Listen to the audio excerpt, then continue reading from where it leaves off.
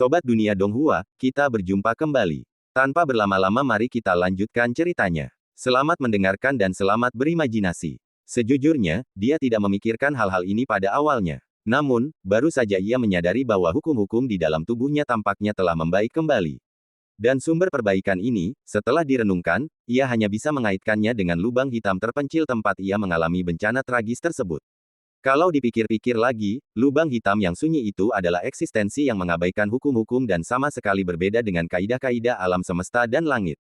Saat berada di sana, Yang Chen samar-samar teringat bahwa kecepatan dia memahami hukum-hukum di lubang hitam yang sunyi itu tampaknya jauh lebih cepat daripada di dunia luar.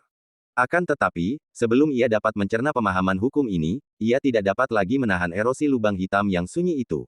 Dan bagaimana mungkin aku punya waktu untuk menenangkan diri dan memahaminya saat itu? Aku hanya melarikan diri. Meski begitu, dia sekarang berpikir bahwa dia telah membuat kemajuan yang sangat nyata, yang menunjukkan betapa ajaibnya lubang hitam terpencil ini. Sayang sekali, meskipun dia sekarang memiliki hukum dan prasasti Tao, jika wilayahnya tidak mampu menanggungnya, itu akan sia-sia. Aku harus menemukan cara untuk meningkatkan wilayahku sehingga hukum dan prasasti Tao ini dapat digunakan lagi. Menurut perkiraannya saat ini, jika dia berhasil membuat kemajuan kali ini, wilayah kekuasaannya kemungkinan besar akan menembus puncak wilayah kekuasaan tanpa batas dalam sekali jalan. Hati Yang Chen tetap tenang dan tanpa ekspresi. Sambil berjalan, dia mengajukan pertanyaan dari waktu ke waktu, dan memperoleh pemahaman awal mengenai lingkungan seluruh Yue Cheng.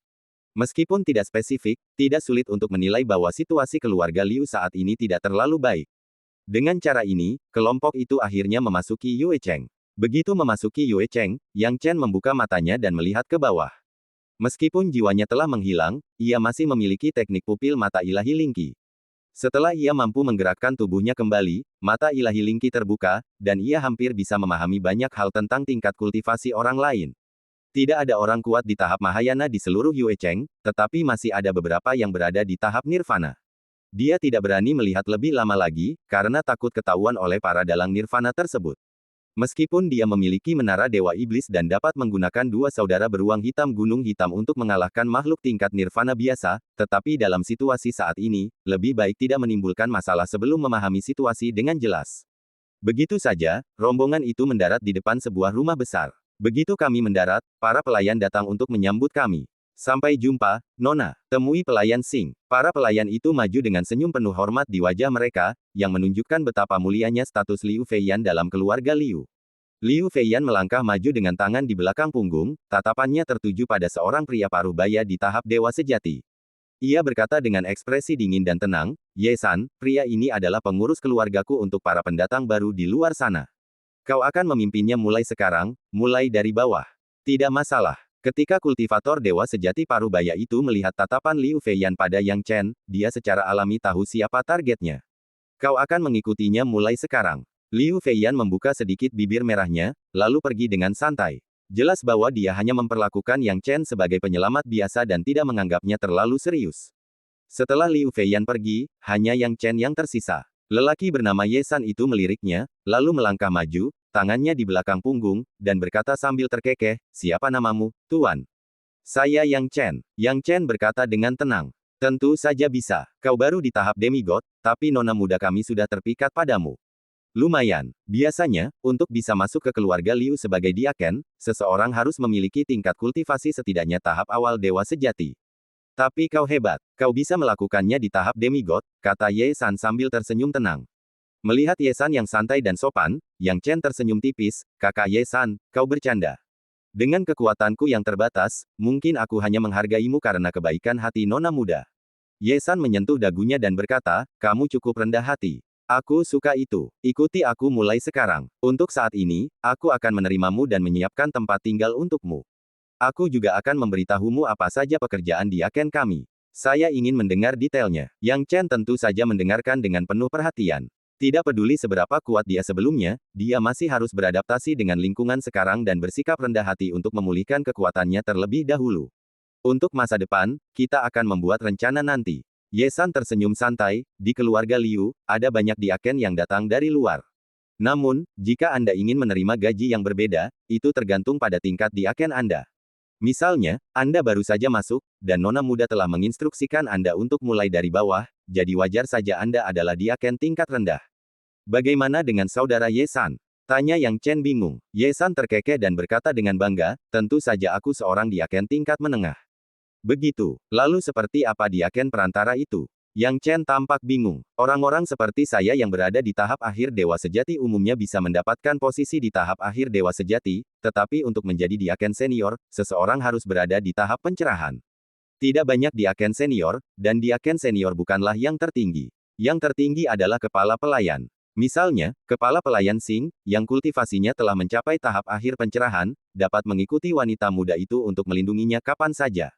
Itu adalah perlakuan tertinggi dan tak tertandingi. Ye San merasa iri. Jelas, ia bermimpi untuk mencapai posisi kepala pelayan.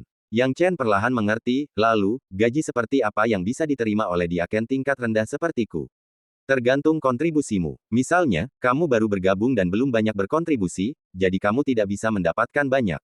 Paling-paling, kamu bisa mendapatkan beberapa pil Taiyuan dan beberapa materi pelatihan sederhana.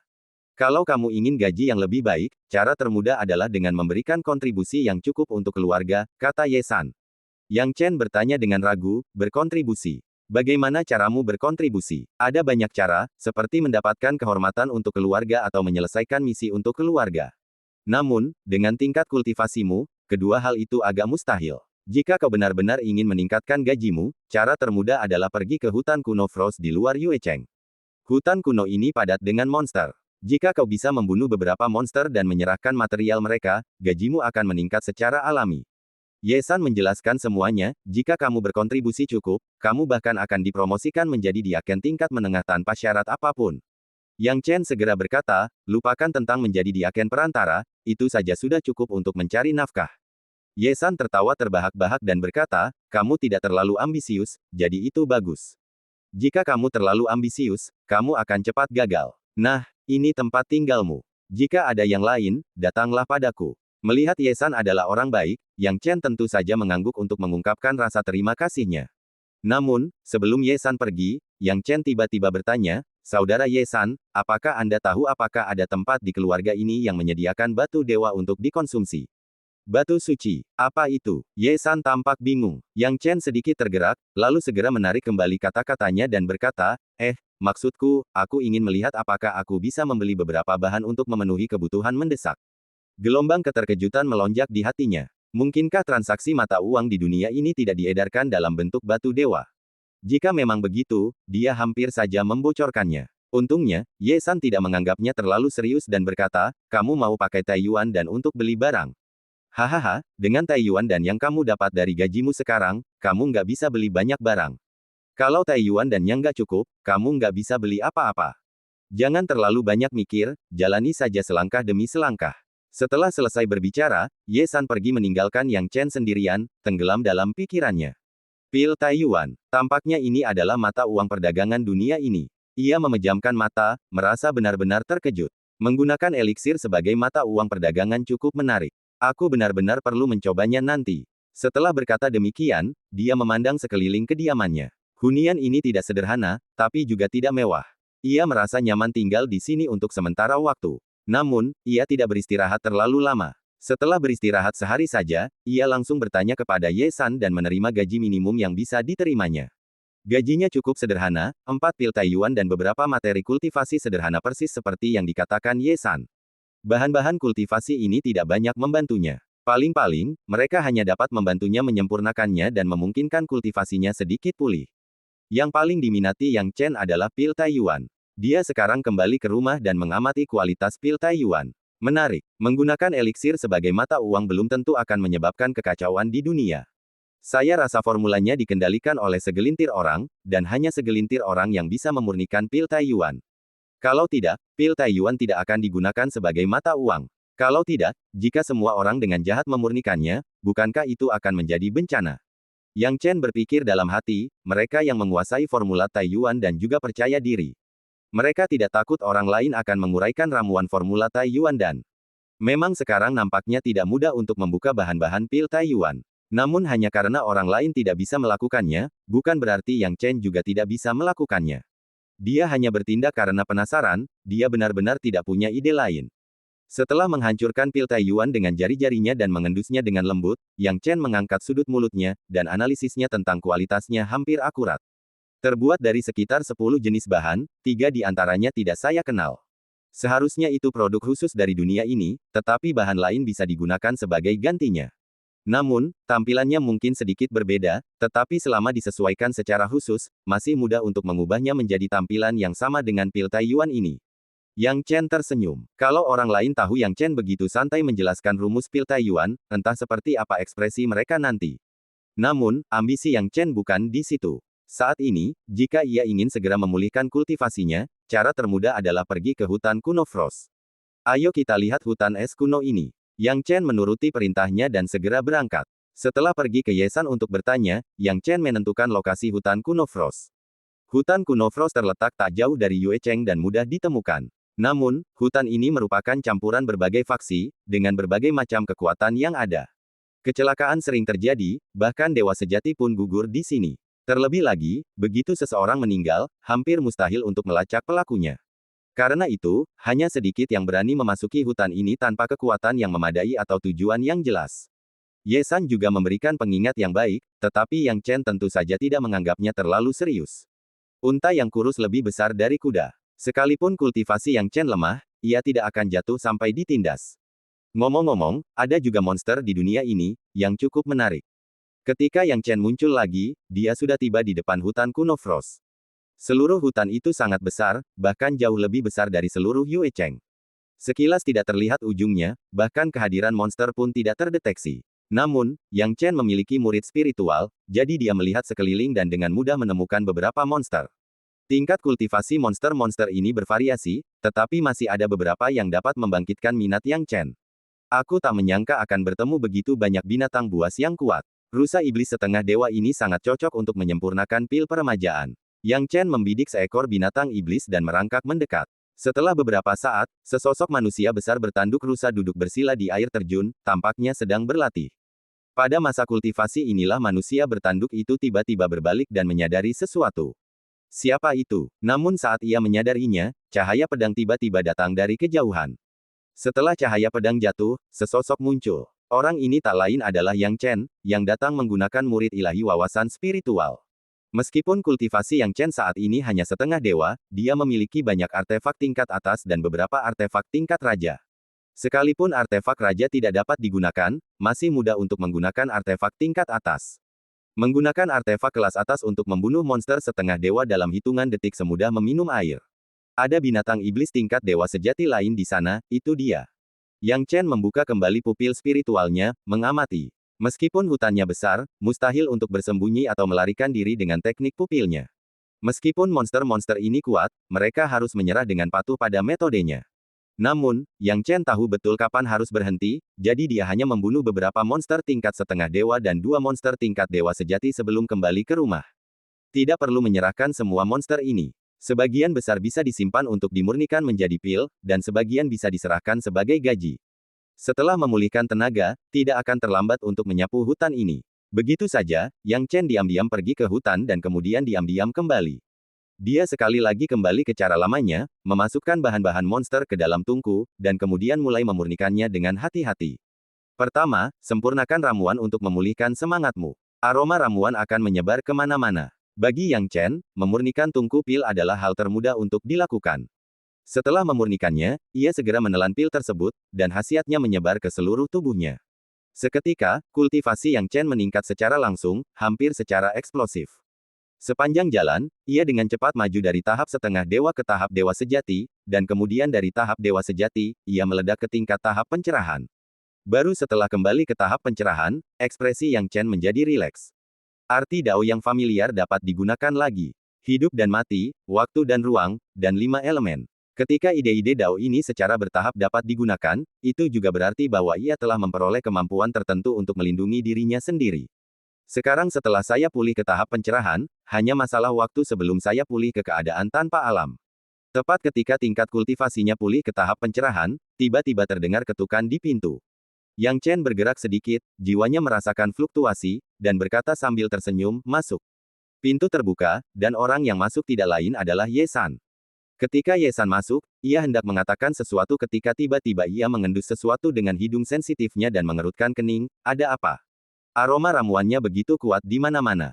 Rekan Daois Yang Chen, mungkinkah kau juga bisa meracik ramuan? Yang Chen baru ingat saat itu, hampir lupa kalau ia baru saja selesai memurnikan ramuan itu. Aroma ramuan itu masih tercium di udara. Sebelum aromanya hilang, hidung sensitif Ye San sudah menciumnya. Yang Chen hanya bisa berkata secara rinci, baiklah, saya mengerti sedikit. Ye San diam-diam merasa aneh, karena aroma ramuan ini bahkan lebih harum daripada ramuan yang dibuat oleh para alkemis yang dikenalnya. Namun, dibandingkan dengan usia Yang Chen yang masih muda, Ye San hanya merasa mungkin dia terlalu memikirkannya. Sudah cukup jarang bagi Yang Chen untuk memahami ramuan di usia semuda itu. Mengatakan bahwa kemampuan alkimianya lebih baik daripada para alkemis yang dikenalnya bahkan lebih tidak masuk akal. Saya pikir pasti ada beberapa faktor yang terlibat, misalnya, pil yang disuling Yang Chen lebih harum. Sulit untuk memastikannya. Yang Chen sekarang memiliki kesempatan dan segera bertanya, ngomong-ngomong, saudara Ye San datang ke sini hari ini. Begini, ya, dalam beberapa hari, akan ada kesempatan bagus untuk membantumu naik pangkat. Banyak diaken akan datang untuk berpartisipasi. Jika kinerjamu bagus, kau bahkan bisa langsung naik pangkat ke posisi diaken perantara.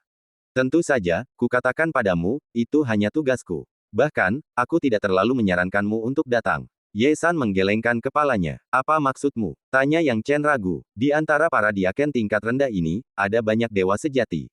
Kau akan sangat dirugikan jika kau berpartisipasi dalam kultivasi demigodmu. Bukannya aku meremehkanmu, saudaraku, tetapi dalam hal kultivasi, memang ada perbandingan yang harus dibuat. Baiklah, itu saja yang ingin kukatakan. Terserah kau mau ikut atau tidak, kata Ye San. Aku ingin pergi dan bersenang-senang, jadi anggap saja aku salah satunya, kata Yang Chen. Ye San bergumam 2 kali, yah, kau masih belum menyerah. Yah, kuharap kau pergi ke sana hanya untuk ikut bersenang-senang. Yang Chen tersenyum tipis. Ia tidak terlalu peduli dengan promosi diaken. Yang ia pedulikan adalah masalah sumber daya. Tentu saja, dalam hal sumber daya, ia tidak terlalu bergantung pada gaji. Ia lebih mengandalkan tangannya sendiri. Ayo kita lihat lagi di hutan kuno Frost. Yang Chen berdiri, menepuk-nepuk debu pil di tubuhnya, lalu berdiri dan pergi. Hutan es kuno ini tempat yang bagus. Ada banyak monster di dalamnya, dan tempat ini cocok untuk mengumpulkan material.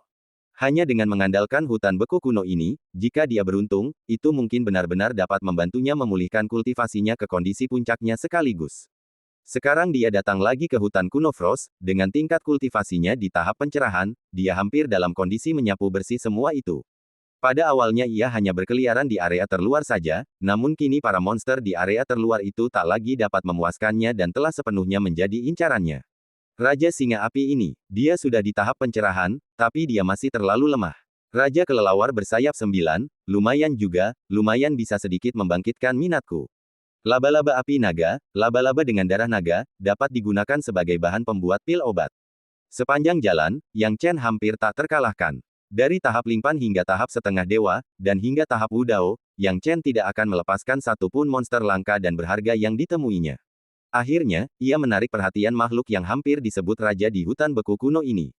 Sekarang setelah dia melakukan perjalanan di hutan kuno Frost untuk waktu yang lama, dia telah memperoleh beberapa pemahaman tentang hutan itu. Hutan kuno Frost terbagi menjadi 4 bagian, timur, barat, selatan, dan utara.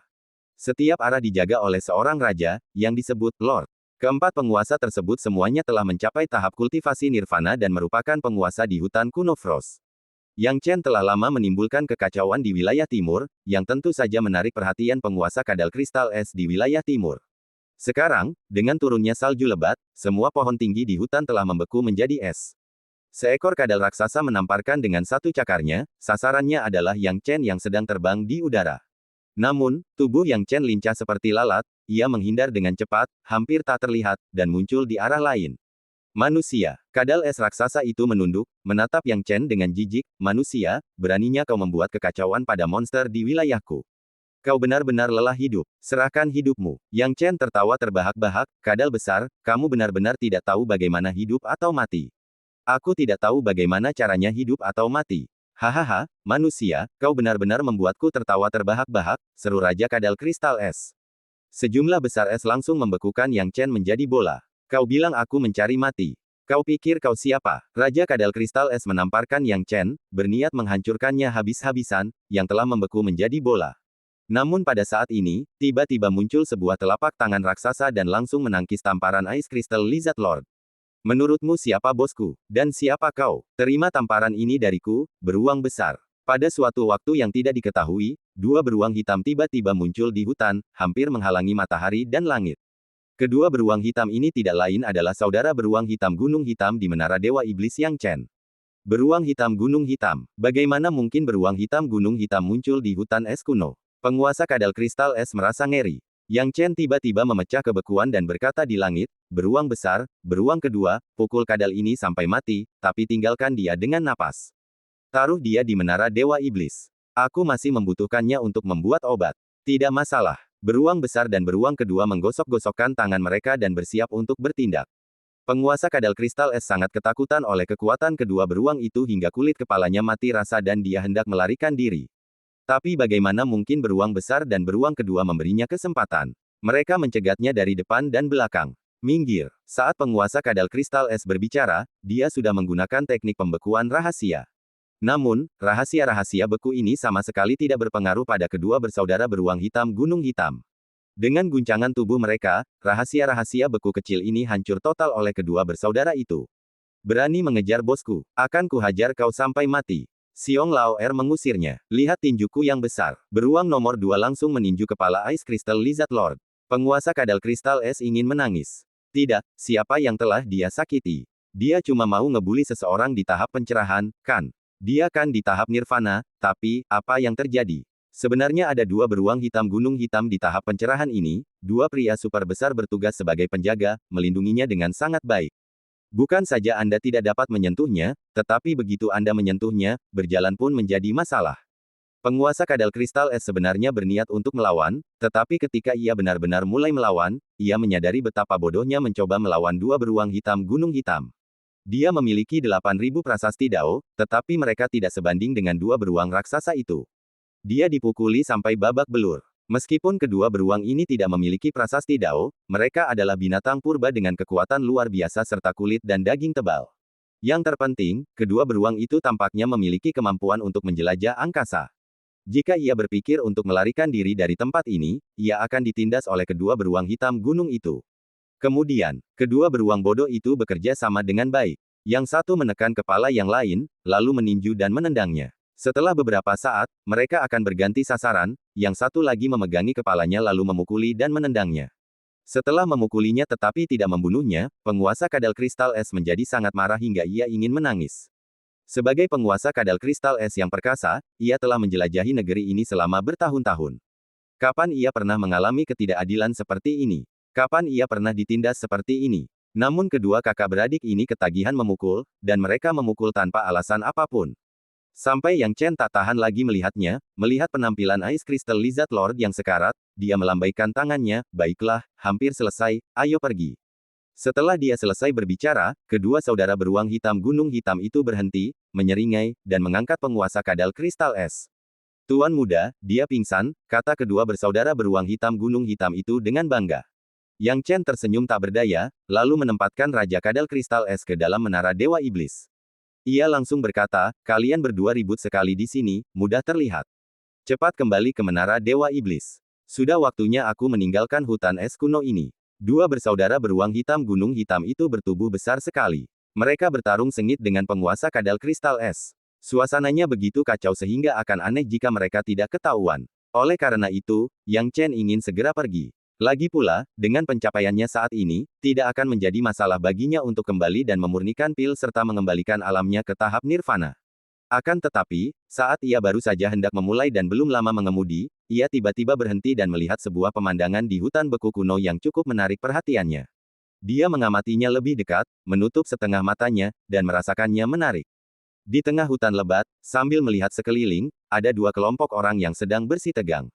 Salah satunya adalah Liu Feiyan, yang dikenal Yang Chen.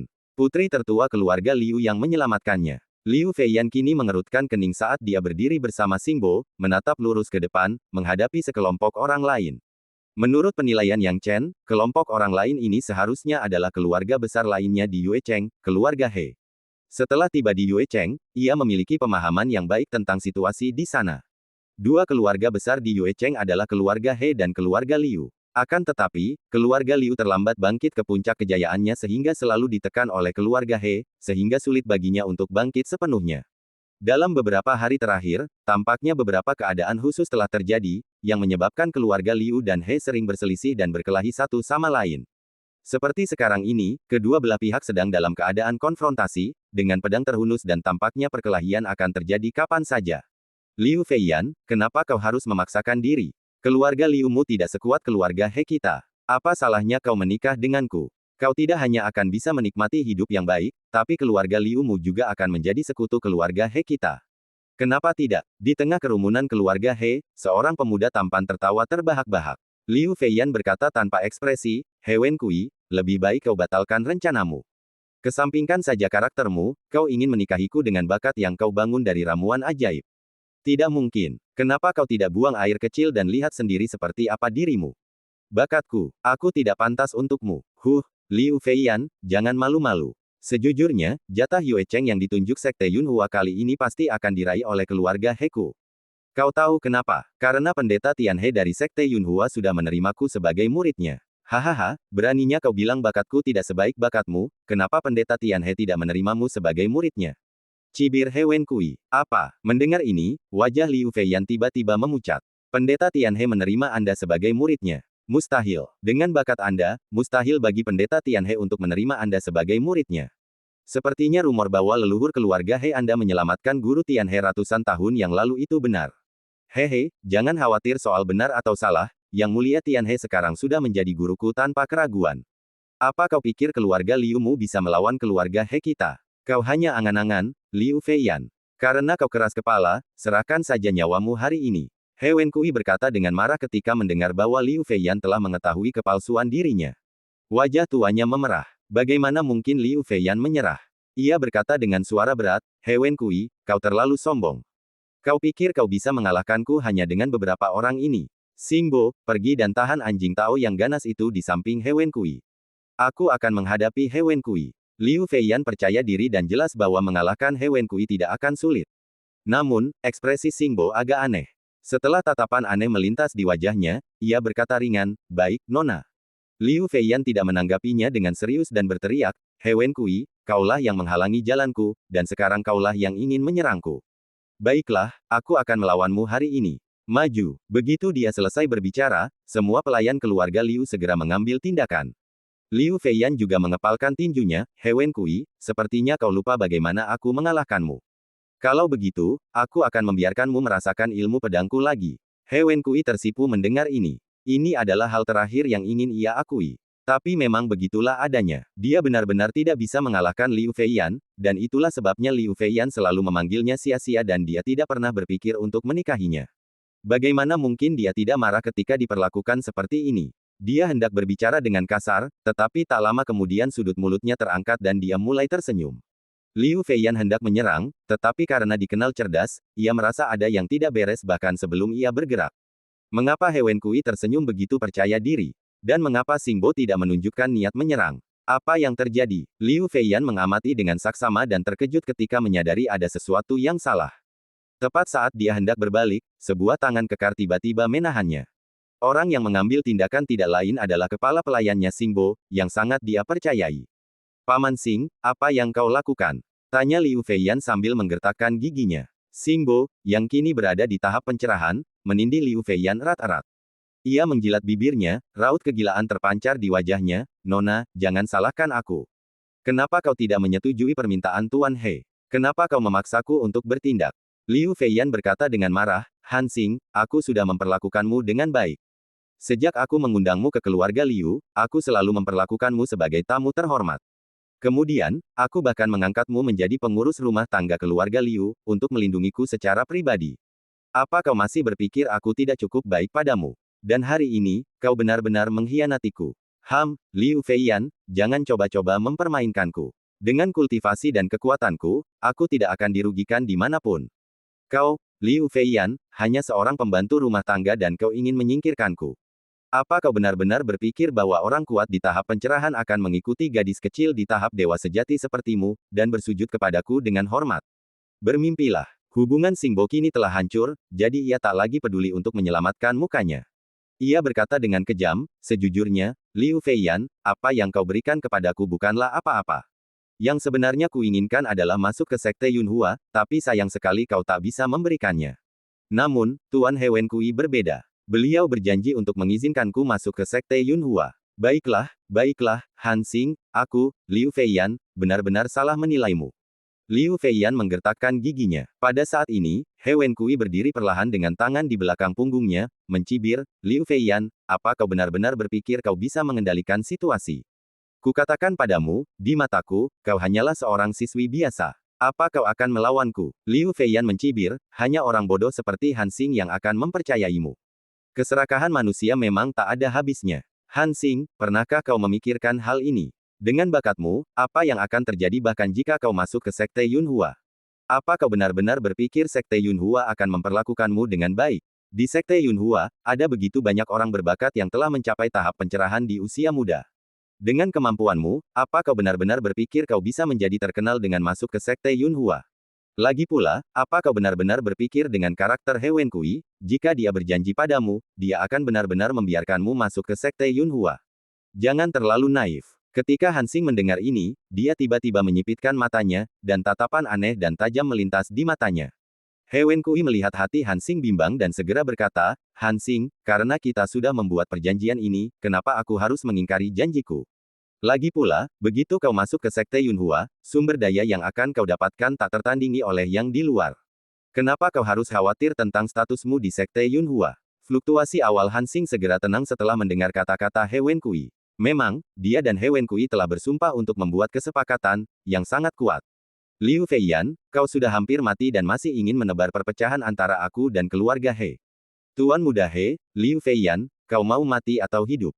Tanya Han Xing sinis. Meskipun Liu Feiyan adalah seorang wanita, keistimewaannya adalah dia bisa tetap tenang dalam menghadapi kesulitan. Menyadari usahanya untuk memicu konflik telah gagal, ia menggertakkan gigi dan melihat sekeliling. Melihat anak buahnya sendiri melarikan diri atau sekarat, dan beberapa yang tersisa ditindas oleh keluarga He, ia merasakan hawa dingin di hatinya.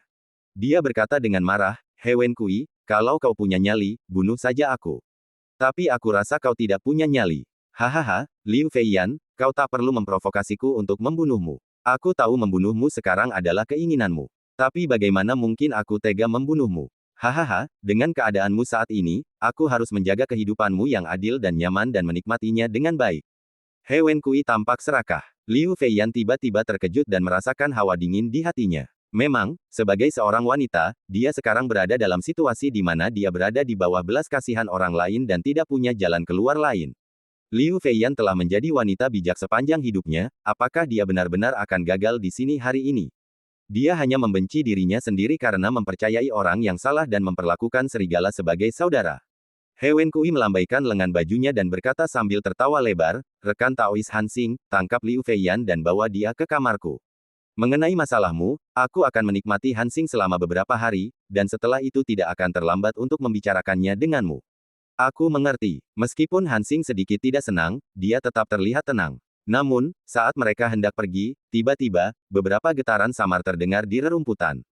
Hal ini membuat semua master berhenti di tempat. Dengan tingkat kultivasi mereka, fluktuasi sekecil apapun tak luput dari pengamatan mereka.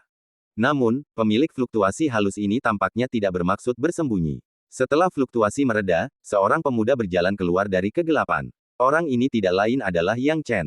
Yang Chen tersenyum tipis, semuanya, Nona Liu ini telah menyelamatkan hidupku. Aku ingin tahu apakah kalian bisa berbaik hati padaku dan membiarkan Nona Liu pergi kali ini.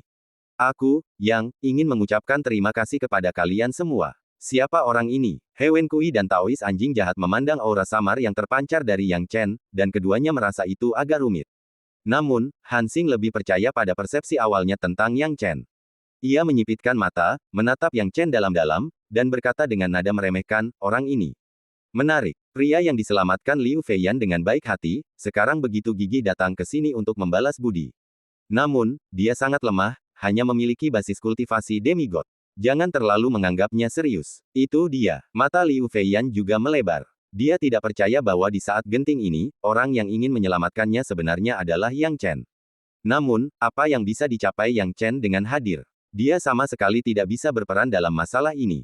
Satu-satunya hal yang dapat menggerakkannya adalah kemauan untuk datang meskipun kematian sudah pasti. Tahap setengah dewa.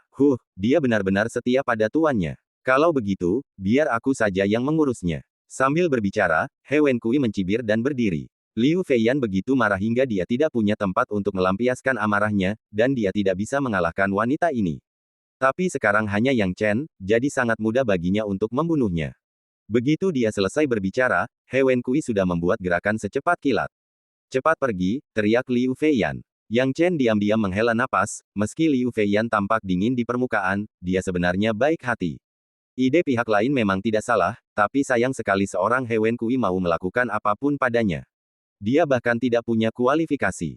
Yang Chen mengangkat tangannya, sedikit mengangkat sudut mulutnya, lalu tiba-tiba melepaskan domain bumi. Setelah area itu menyebar, Taois anjing jahat dan Han Xing segera menyadari bahwa ada sesuatu yang salah.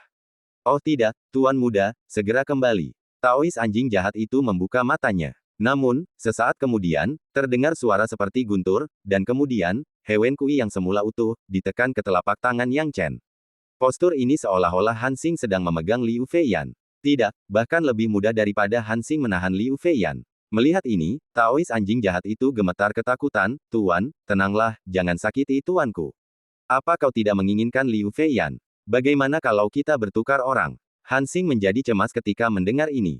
Jika Liu Feiyan kembali hidup-hidup, bukankah dia akan mengirim orang untuk membalas dendam padanya?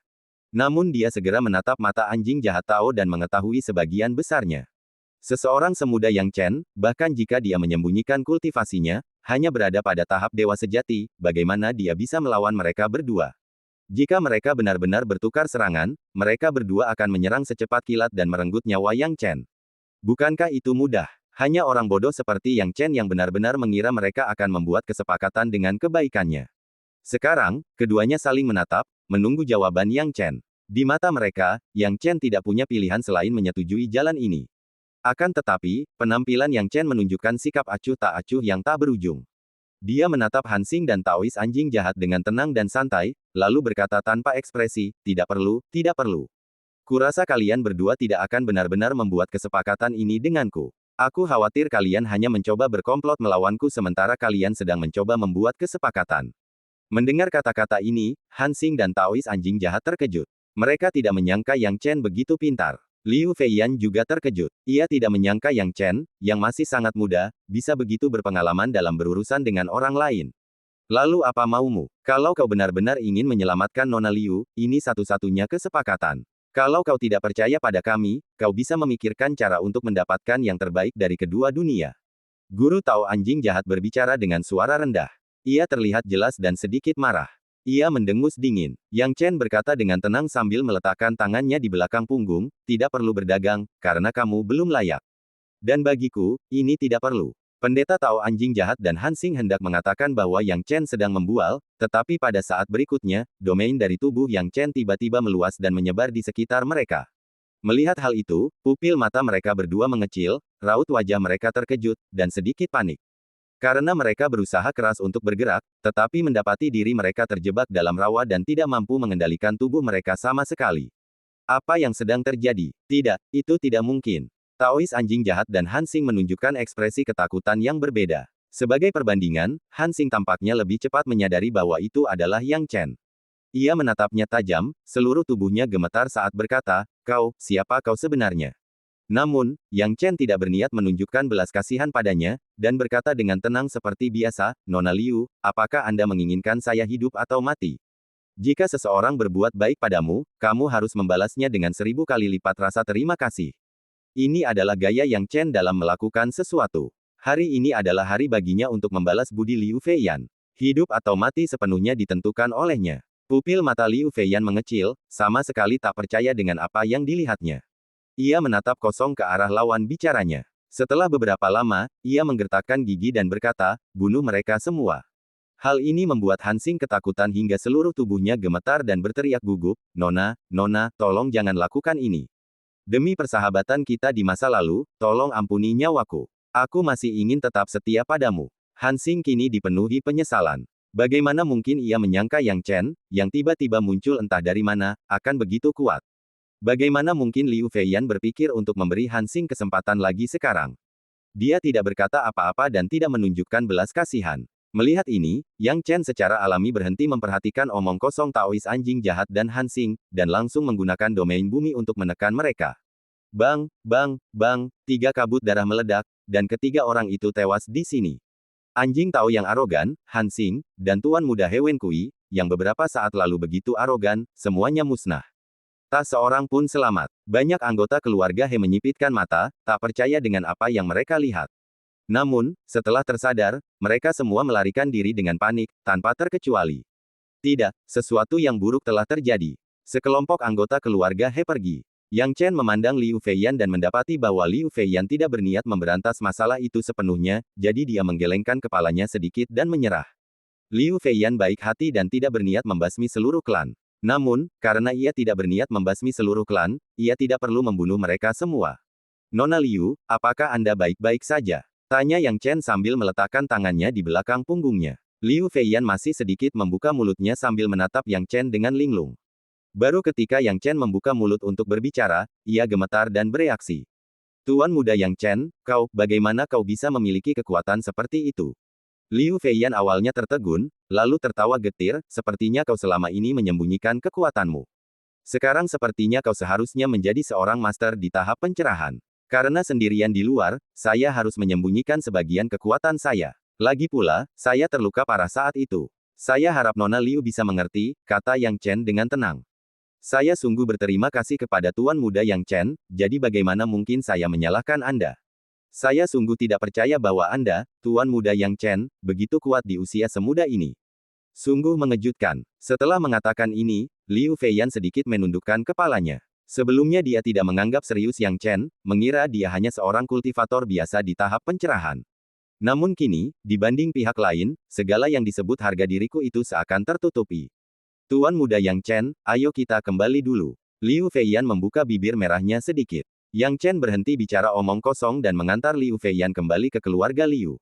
Setelah kembali ke keluarga Liu, Liu Feiyan berpisah dengan Yang Chen, mengatakan bahwa dia ingin membicarakan masalah ini dengan ayahnya dan mengucapkan terima kasih yang sebesar-besarnya. Yang Chen tidak terlalu peduli dengan hal ini. Sekarang, yang ia pikirkan hanyalah memulihkan kekuatannya sesegera mungkin. Setelah Liu Feiyan pergi, Yang Chen juga kembali ke kediamannya. Namun, begitu ia kembali, Ye San menghampirinya dan bertanya dengan cemas, rekan Taois Yang Chen, kemana saja kau? Aku sudah lama mencarimu. Kenapa kau baru kembali? Rekan Taois Ye San, ada apa? Yang Chen tampak bingung. Kau lupa kalau perselisihan di Aken yang kuceritakan sebelumnya sudah dimulai. Apa kau masih mau naik pangkat? Kalau kau mau jadi di Aken tingkat menengah, ikutlah denganku. Sebentar lagi akan dimulai, teriak Ye San. Mendengar ini, Yang Chen sedikit tertegun, lalu cepat mengangguk dan mengikuti Ye San. Dia merasa sangat tidak berdaya. Bagaimanapun, dia telah menyelamatkan Liu Feiyan, dan Liu Feiyan tidak akan pernah membiarkannya tetap menjadi diaken rendahan. Asal dia bisa mendapat posisi yang sedikit lebih tinggi sebagai diaken, saya rasa dia tidak akan menderita lagi jika dia memulihkan kekuatan puncaknya. Tapi bagaimana dia harus menjelaskan hal ini kepada Ye San sekarang? Dia terlalu malas untuk membuang kata-kata, jadi dia mengikutinya ke tempat diaken itu bersaing untuk mendapatkan posisi itu. Tujuannya adalah tempat latihan bela diri keluarga Liu. Pemandangannya luar biasa dan luas, sehingga sulit menemukan batasnya jika melihat sekeliling. Ketika Yang Chen tiba, banyak kultivator dengan penampilan dan tingkat kultivasi yang berbeda-beda berdiri di antara mereka. Para kultivator ini tampak seperti diaken, berdiri di antara kerumunan, dengan sikap yang menunjukkan sedikit kesombongan. Kedatangan Yang Chen dan Ye San membuat mereka menjadi orang yang paling tidak mencolok di antara semua diaken. Meskipun dia tidak mencolok, tidak lama setelah bergabung dengan kelompok diaken, salah satu dari mereka mendatangi Ye San dan Yang Chen. Yang Chen secara alami memperhatikan dua orang yang datang. Ia melirik mereka dan melihat bahwa mereka adalah seorang pria berwajah kuda dan seorang pria tua berkumis. Ketika kedua orang ini tiba, mereka semua menatap Ye San dengan pandangan agak sinis, seolah-olah mereka memiliki konflik dengan Ye San. Melihat mereka berdua datang, ekspresi Ye San tiba-tiba menjadi gelap. Zhao Tong, Zhou Heng, apa yang kalian berdua ingin lakukan? Pria berwajah kuda bernama Zhao Tong terkekeh dan berkata dengan nada sarkastis, Ye San, beraninya kau ikut kompetisi di Aken ini? Yah, aku khawatir tidak punya lawan yang bisa kuganggu. Karena kau di sini, aku akan memilihmu. Haha, kuharap kau tidak bersikap terlalu pengecut di atas panggung nanti, atau aku akan menghajarmu tanpa memberimu kesempatan untuk melawan. Zhao Tong, jangan terlalu agresif. Aku sudah cukup toleran padamu. Apa kau benar-benar ingin memaksaku mati? Kata Ye San dengan nada galak. Inilah hal-hal yang paling dibencinya. Konferensi promosi di Aken ini dipimpin oleh Liu Feiyan dan ayahnya, kepala keluarga Liu. Keduanya adalah pilar utama keluarga Liu. Fakta bahwa mereka menjadi tuan rumah pertemuan ini menunjukkan pentingnya pertemuan tersebut. Agresif. Hahaha, Ye San, kalau mau menyalahkan orang lain, salahkan dirimu sendiri karena tidak berguna. Bagaimana bisa kau menyalahkanku karena agresif? Nona Liu Feiyan dan keluarganya sendiri yang akan menyelenggarakan pertemuan promosi di Aken ini nanti. Aku hanya ingin mempermalukanmu di depan semua orang. Kau masih mau dipromosikan menjadi di Aken senior? Tidak mungkin. Kau tidak akan pernah bisa melakukan itu seumur hidupmu. Kata Zhao Tong dengan suara rendah dan acuh tak acuh. Ye San merasakan getaran di sekujur tubuhnya, matanya dipenuhi kebencian, tetapi saat ini dia tidak tahu harus berbuat apa. Saudara Zhao, sepertinya Ye San membawa seorang di Aken tingkat rendah, dan dilihat dari tingkat kultivasinya, dia hanya berada di tahap setengah dewa. Hahaha, pria tua berkumis di sampingnya ikut berkomentar. Siapa namamu? Zhao Tong menatap Yang Chen dengan sedikit kekejaman, lalu tersenyum. Yang Chen, kata Yang Chen. Yang Chen, hehe, kalau kamu nggak mau tangan dan kakimu lumpuh di pertemuan promosi ini, mendingan kamu pulang saja dengan jujur. Kalau mau menyalahkan orang lain, salahkan dirimu sendiri karena mengikuti pecundang. Kamu sudah di tahap demigod dan masih mau dipromosikan jadi di Aken perantara. Kamu benar-benar nggak tahu diri. Konyol. Zhao Tong mencibir. Apakah saya bisa dipromosikan menjadi di Aken perantara? Tampaknya bukan giliran Anda untuk memutuskan, kata Yang Chen. Ketika Zhao Tong mendengar Yang Chen mengatakan ini, dia dan lelaki tua berkumis di sampingnya tertawa terbahak-bahak. Hahaha, ini sangat menarik. Anak ini benar-benar tidak tahu situasi apa yang sedang dihadapinya sekarang. Zhao Tong menjilat bibirnya, Yang Chen, kau dan si idiot Ye San itu benar-benar seperti saudara. Kau benar-benar tidak tahu bahwa aku, Zhao Tong, bisa membuat semua yang kau miliki sekarang lenyap tanpa jejak hanya dengan jentikan jariku. Urat-urat Ye San terlihat sejenak, Zhao Tong, jika kau ingin berurusan denganku, berurusanlah denganku saja, kenapa repot-repot dengan orang lain? Haha, Ye San, berhentilah berpura-pura baik. Aku sudah bilang, kau dan orang-orang di sekitarmu, akan kubuat kau membayar harganya. Kau mungkin belum tahu, kali ini di Aken Zhang Feng kemungkinan besar akan dicalonkan sebagai pengurus rumah tangga. Dan aku sudah lama menjadi gurunya, jadi bisa dibilang pemilihanku sebagai di Aken senior kali ini sudah pasti. Sedangkan untuk kalian berdua, Zhao Tong mengangkat sudut mulutnya dan tersenyum sinis. Ayo pergi. Setelah dia selesai berbicara, Zhao Tong dan lelaki tua berkumis itu pergi satu demi satu. Pupil mata Ye San mengecil. Bagaimana mungkin? Mungkinkah rumor itu benar? Apakah orang ini benar-benar disukai oleh diakon Zhang Feng? Yang Chen tidak begitu jelas tentang konflik antara Ye San dan Zhao Tong, tetapi ia memiliki hubungan yang cukup baik dengan Ye San dan memiliki kesan yang baik tentangnya. Melihat pihak lain sedang dalam situasi yang sulit, ia tentu saja ingin membantu. Saudara Ye San, apa yang terjadi dengan mereka berdua? Tanya Yang Chen bingung. Ye San mendesah pelan, sebelum Zhao Tong dan aku bergabung dengan keluarga Liu sebagai pengurus, Zhao Tong pernah mencoba memaksa menikahi seorang kultivator perempuan, tetapi aku menghentikannya. Aku menggagalkan rencananya, dan masalah itu pun berakhir. Itu bukan konflik serius, jadi aku tidak menganggapnya terlalu serius. Siapa sangka setelah Zhao Tong bergabung dengan keluarga Liu, ia akan menjadi terkenal, kultivasinya meningkat pesat, dan sekarang ia telah mencapai kesempurnaan agung tahap dewa sejati. Aku jauh darinya, dan ia masih menyimpan dendam lama kami, menolak untuk melepaskannya, dan ingin menyiksaku sampai mati. Setelah mendengar ini, Yang Chen secara bertahap mengerti apa yang sedang terjadi. Jadi begitu, rekan Taois Yang Chen, kau harus segera kembali. Jika Zhao Tong mengikuti diakon Zhang Feng, aku khawatir setidaknya setengah dari seluruh kelompok diakon akan menjadi orang-orang yang bisa ia mobilisasi. Kekuatanmu dan aku terlalu lemah untuk menandinginya. Terlebih lagi, tingkat kultivasimu memang hanya tahap setengah dewa. Jika kau benar-benar melawannya, kau pasti akan menderita kerugian. Ye San tampak sedih. Yang Chen berkata, kalau begitu, saudara Ye San, mengapa kamu tidak pergi? Tatapan mata Ye San penuh tekad dan keteguhan hati, sekalipun butuh banyak usaha, aku akan tetap berusaha. Aku ingin menjadi di Aken senior. Melihat Ye San seperti ini, Yang Chen menggelengkan kepalanya sedikit. Ye San pada dasarnya adalah orang yang baik. Ia juga keras kepala dan teguh pendirian, serta pantang menyerah.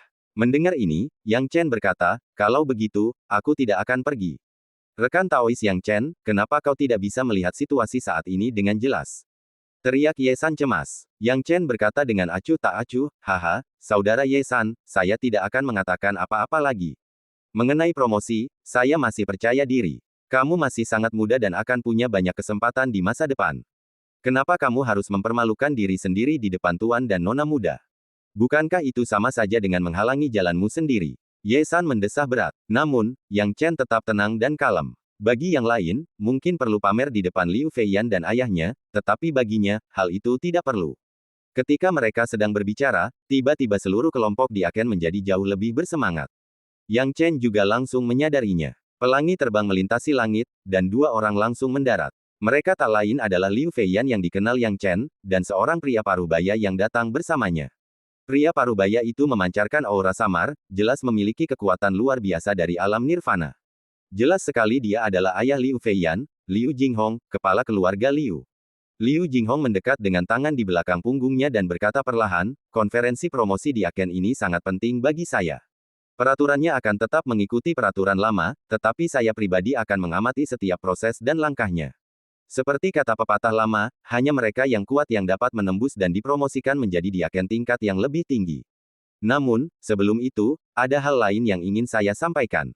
Saya akan membiarkan putri saya, Liu Feiyan, yang membahasnya. Liu Jinghong segera menyerahkan hak untuk berbicara kepada Liu Feiyan, dan jelas terlihat bahwa dia tidak pandai menangani masalah yang membosankan ini. Liu Feiyan melangkah keluar dengan lembut dan berkata dengan suara lembut dan menawan, di setiap rapat promosi, akan ada satu posisi untuk promosi khusus menjadi pengurus rumah tangga. Saya yakin semua orang sudah sangat jelas tentang hal ini. Dan cerita pun berakhir, nantikan cerita selanjutnya. Terima kasih telah mendengarkan.